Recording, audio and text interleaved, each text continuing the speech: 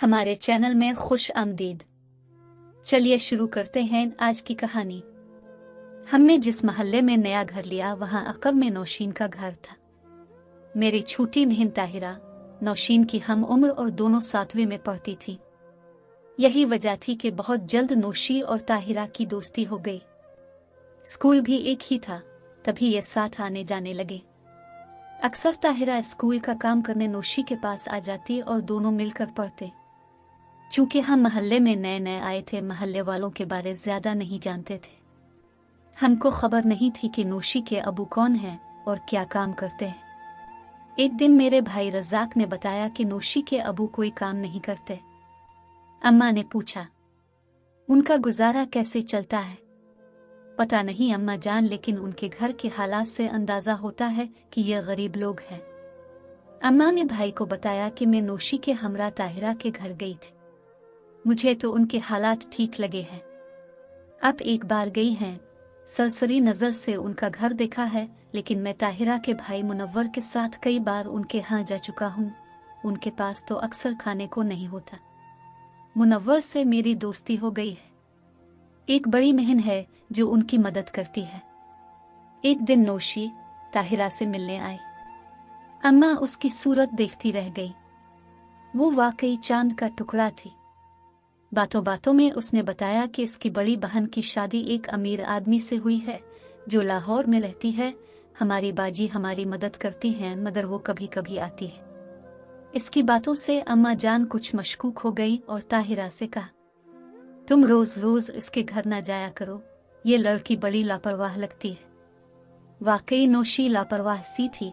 वो खुद को संभाल कर नहीं चलती थी। कपड़ों का उसे जरा भी ढंग न था। बगैर दुपट्टे के बाहर निकल जाती, अपने सरापा का ख्याल न रखती। तभी मेरी माँ ने ताहिरा को इसके घर जाने से मना कर दिया, जबकि रज़ाक से मुनव्वर की खासी दोस्ती बढ़ गई थी। एक दिन भाई रज़ाक उनके यहाँ गया। देखा कि नौशी रो रही है। भाई ने रोने की वजह दरियाफ्त की तो इसकी माँ बोली, बेटा ये से माही पर चूमे फेल हो गई है। इसको अंग्रेजी नहीं आती, रोज उस्तानियाँ सजा देती हैं। बेटा तुम ही आके थोड़ी देर उसे पढ़ा दिया करो। खाला ने कुछ इस तरह कहा कि भाई इनकार ना कर सके। वो अब रोज शाम को नौशी को पढ़ाने जाने लगा। वो वाकई पढ़ाई में बिल्कुल सिफर थी और इसे ट्यूशन की शदीद जरूरत थी, वरना इसका 8वीं में पास होना मुहाल था। एक रोज रज़ाक भाई घर आए तो कुछ परेशान से थे। अम्मा ने वजह पूछी। भाई ने बताया कि अजीब बात है कि मोहल्ले के और भी लड़के जब चाहते हैं नौशीन के घर आ जाते हैं। खाला किसी को बिलाकर कहती, बेटा सब्जी ला देना, और किसी से कहती, दूध ला दो। यूं मोहल्ले के लड़कों ने बेधड़क खाला के घर आना जाना शुरू कर दिया और अब वो मैली नजरों से नौशी की जानिब देखने लगे थे। ये बात रज़ाक को अच्छी ना लगी। अम्मा रज़ाक के कहने से नौशीन के घर गई, हालांकि वो उनके घर नहीं जाती थी। उन्होंने नौशी की माँ से कहा, बहन तुम तो हर वक्त इधर उधर चली जाती हो और तुम्हारे मियाँ भी ज्यादा वक्त घर में नहीं रहते। पीछे तुम्हारे बच्चे अकेले होते हैं, जरा उनका ध्यान रखा करो। नौशी को भी समझाया कि बेटी तुम अब बड़ी हो गई हो, घर से मत निकला करो। दोनों माँ बेटी ने अम्मा की बातें सब्र से सुने, लेकिन कुछ असर नहीं हुआ। इनके हालात जैसे थे वैसे ही रहे। फिर किसी ने कभी उनकी कोई चोरी पकड़ी और न कोई गलत बात देखी। मोहल्ले वाले उनके बारे बातें जरूर बनाते थे, मगर उन्हें कुछ कहते नहीं थे। हर एक का यही ख्याल था कि ये बहुत बेपरवाह लोग हैं। किसी ने भी दरअसल दबे लफ्जों बात की थी तो नौशी की अम्मा, जिनको हम खाला कहते थे, उन्होंने चमक कर जवाब दिया था कि मुझे अपने बच्चों पर भरोसा है, ये शरीफ घराना है और मोहल्ले के सब लड़के मेरे बच्चे हैं। मुनव्वर छोटा सा था तो ये बच्चे इसके साथ खेला करते थे। मुझको अम्मा जान और खाला जी कहते थे। अब जरा बड़े हो गए हैं तो उनको कैसे घर आने से रोक दूं। हाँ, किसी दिन अगर कोई ऐसी वैसी बात देखूंगी तो उनको गर्दन से पकड़ लूंगी। अभी क्यों मोहब्बत भरे माहौल को खराब करूं। खाला की मंतक अजब थी। तभी सुना कि नौशी की मंगनी हो गई है। इसके सालाना पर्चे शुरू हो गए तो भाई ने इसके घर जाना छोड़ दिया। अब रिजल्ट आने वाला था। एक दिन वो इसके नतीजे का पता करने गया। देखा तो नौशी के घर के हालात मुख्तलिफ थे। घर में नया फर्नीचर और सामान आ चुका था और घर ऐसे सजा हुआ था जैसे दुल्हन का कमरा हो।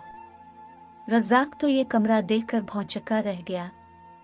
खाला से पूछा कि ये सब कैसे?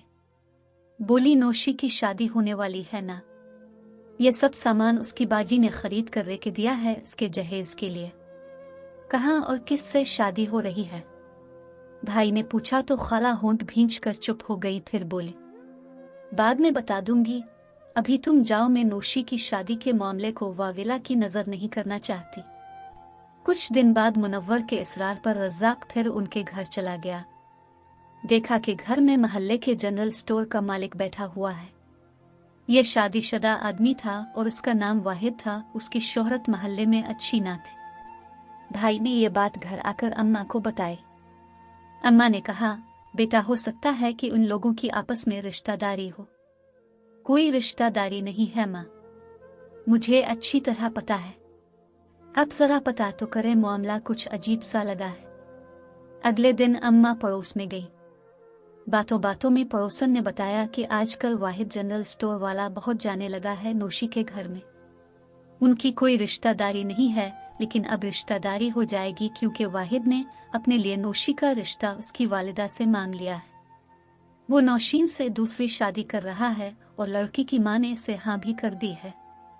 दूसरी शादी? मगर वो तो शादीशुदा बाल बच्चेदार आदमी है, लड़की से उम्र में भी 35 बरस बड़ा है। क्या ये बात लड़की की मां को नहीं पता? क्यों नहीं पता, लेकिन पैसे के लालच में शायद इस औरत की मत मारी गई है। जानते बूझते बेटी को गले में धकेल रही है। जल्द ही सबने सुन लिया कि नौशी की वाहिद जनरल स्टोर वाले से शादी हो गई है। शादी क्या हुई, बस घर में बुलाकर उन लोगों ने लड़की का निकाह पढ़वा दिया। नौशीन रुखसत होकर घर से न गई, बल्कि वाहिद उनके घर आने जाने लगा। वो रात को आता और सुबह चला जाता। कभी दोपहर को आता, खाना खाकर शाम को चला जाता।